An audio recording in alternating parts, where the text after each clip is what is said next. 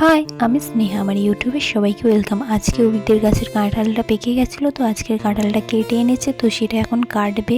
যেহেতু প্রচুর শক্ত তাই কাটা যাচ্ছে না, তবু ছুরি দিয়ে কাটার চেষ্টা করছে। তো এই কাঁঠালটা যেহেতু খাজা তাই জন্য বেশ ভালো খেতে, বাট আমি তো কাঁঠাল খাই না। কাঁঠালটা প্রচুর মিষ্টি, ওই জন্য পিঁপড়ে ধরে গেছে। তো এখানে এক ডেস্কি কাটা হয়ে গেছে, তো এগুলো সবাইকে দেবে, বাড়ির জন্যও আছে।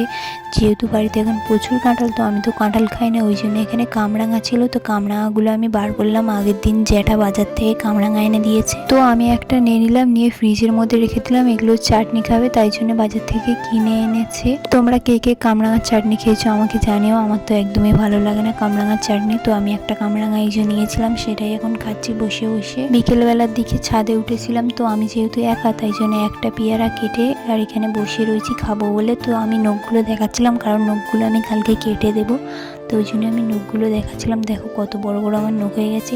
যেহেতু আমি একা খাবো তাই জন্য একটা পেয়ারা কেটেছিলাম। সন্ধেবেলা আঁশফল এনেছিল, তো আঁশফলগুলো দেখো কত বড় বড়, ভেতরে প্রচুর শাঁস হয়ে গেছে। তো আজকের ভিডিওটা এখানে শেষ করছি। নেক্সট ভিডিও আবার দেখা হবে, টাটা।